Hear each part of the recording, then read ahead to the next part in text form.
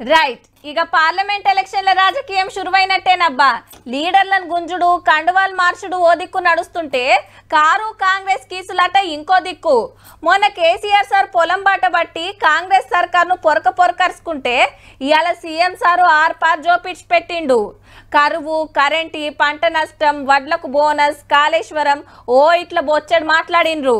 మేం చెప్పుడు కాదు కానీ ఆ ఇద్దరు ఏమనుకున్నారో మీరే ఇనుండ్రుల్లా. ఇది వచ్చిన కరువు కానే కాదు, అసమర్థ కాంగ్రెస్ ప్రభుత్వం తెచ్చిన కరువు.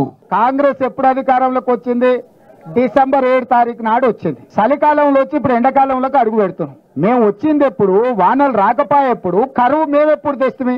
నీవు చేసిన కర్మ మాకు తగులుకున్నది. మరి తమరి పాపాలకే కదా వర్ణదేవుడు భయపడిపోయి వానలు గురవక కరువు వచ్చింది. ఇలా 25,000 రూపాయలు నష్టపరిహారం ప్రతి రైతుకు ప్రతి ఎకరాకు చెల్లించాలి. నీ పార్టీ ఖాతాలో 1500 కోట్ల రూపాయల దోపిడీ సొమ్ముంది. అంతో ఇంతో 100 కోట్ల ఆర్థిక సాయం నీ పార్టీ ఖాతా నుంచి ఇచ్చినుంటే 100 రోజుల పరిపాలనలో 200 మంది రైతులు ఆత్మహత్యలు. చంద్రశేఖరరావు గారికి 48 గంటలు సమయం ఇస్తున్నా. చనిపోయిన రైతులు ఊర్లు ఇయ్యమని నష్టపరిహారం ఇద్దాం. 200 నెంబర్ చెప్పుడు కాదు. కొనుగోలు కేంద్రాల దగ్గర మేము నిలదీస్తాం. డెఫినెట్ గా బోనస్ ఇచ్చేదాకా మిమ్మల్ని వదిలిపెట్టే ప్రశ్న లేదు. నీలాక క్వింటాల్ కు 10 కిలోలు కమిషన్లు కొట్టే విధానం ఉండదు మా దగ్గర. ఎవడన్నా చేసిందంటే తిత్తి తీస్తాం. మిమ్మల్ని ఎట్లా వదిలిపెడతాం అనుకుంటారు? మేము తరుముతాం. ఇప్పుడు తరిమి కొడతాం. నిద్ర కూడా పోనీయం.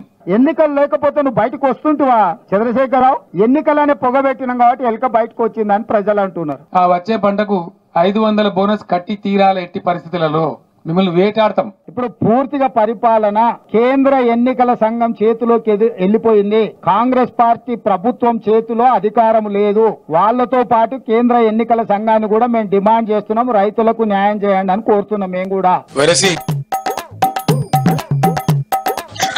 పోతా వస్తా ఉంటది కరెంటు. ఆయన పెట్టిన మైకు, ఆడ పెట్టిన సమావేశాన్ని కరెంటు కనెక్షన్ లేదు, జనరేటర్ కనెక్షన్ ఉంది. నీ జనరేటర్లు ఎవడు పుల్ల పెట్టిండో, నీ పార్టీలో ఎవడు కట్టే పెట్టిండో. ఆ 3 అడుగుల జగదీశ్వర్ రెడ్డి పడనోళ్ళు ఆ జిల్లాలో బొచ్చడు మంది ఉన్నారు. నేను పోలీస్ సోదరులు కూడా విజ్ఞప్తి చేస్తా ఉన్నా. ఇవి ప్రజాస్వామ్యం, ప్రజలు ఉంటారుగా, ప్రజల బాధలు ఉంటాయి. డెమోక్రసీలో మీరు అతిగా పోవద్దండి అనవసరంగా. ప్రతి క్షణం నేను ఎక్కడ కూడా ప్రతిపక్ష నాయకుడికి ఇబ్బంది కలగొద్దని మా పోలీస్ అధికారులకు సూచనలు చేసుకుంటే ఆయన పర్యటన అంతా జరగనిచ్చిన 10 years లో మేము పనిచేసిన కాంగ్రెస్ నశానికి కూడా ఉండకపోతుండే. ఇంట్లో నుంచి బయటకు వెళ్ళక ముందే మమ్మల్ని గొర్రెలు ఇడుచుకుపోయినట్టు ఇడుచుకుపోయి పోలీస్ స్టేషన్ లో వేసినావు కదా, అప్పుడే మర్చిపోయినావా? ఒకవేళ మేమే అనుకుంటే నువ్వు ఇంట్లోకి వెళ్ళి బయటకు వెళ్తుంటావా చంద్రశేఖరరావు? కాళేశ్వరంలో పోయే నీళ్లు కూడా వృధాగా సముద్రానికి వదిలిపెట్టి ఎప్పుడు పోయింది మేడిగడ్డ? ఆగస్టు సెప్టెంబర్ లోనే కదా పోయింది. అది పోయినెంబడే కదా మేడిగడ్డలు ఉన్న నీళ్ళని వాళ్లే కదా కిందికి వదిలింది. ఏముందని దానిలో ఏం ప్రపంచం మునిగిపోయినది. దాన్ని ఏదో ప్రచారం చేసి ప్రపంచం గుట్టుకుపోయినట్టు, భూమండలం అంతా కింది మీద అయినట్టు, దానిలో ఎందో జరిగిపోయినట్టు ఓ లంగా కథ పెట్టుకొని. మేడిగడ్డ అక్కడ పిల్లర్స్ మనిషికి వెన్నెముక ఎట్లాంటిదో అట్లాంటిది. మనిషికి వెన్నెముక ఇరిగింది అనుకో, దేనికి వనికిరాడు. ఉన్నాడా అంటే ఉన్నాడా అన్నట్టు అనిపిస్తుంది. మంచం మీద వండి ఉంటాడు. జర కేసీఆర్ గల్మ దాటంగానే కట్కేసినట్టే బంద్ అయితే జస్ట్ 1.8% ఓట్లతో మీరు గట్టెక్కి మీరు ప్రభుత్వానికి వచ్చినారు. మిమ్మల్ని ఎట్లా వదిలిపెడతాం అనుకుంటారు? మేము తరుముతాం. ఇప్పుడు తరిమి కొడతాం. నిద్ర కూడా పోనీయం.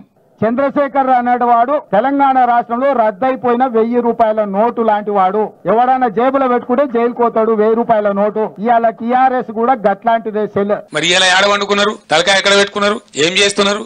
నేను ఫామ్ హౌజ్లలో గానీ సినిమా వాళ్ళ గెస్ట్ హౌజ్లలో అయితే అసలు వండుకుంటాలని కేసీఆర్ గారికి చెప్పురి. రేవంత్ రెడ్డి గారు వచ్చే ఎన్నికల తర్వాత బీజేపీ తీర్థం పుచ్చుకోవడం ఖాయమనే మాట మాత్రం మీ పక్క. ఇప్పుడు కేటీఆర్ అన్ని పోరంబోకు మాటలు. ఊర్లలో ఆవరగాళ్ళు ఉంటారు కదా, చెట్ల కింద కూర్చొని పొంకనాలు కొడుతుంటారు. కళ్ళు కాంపౌండ్ల కాడ ఇట్లనే మాట్లాడుతుంటారు.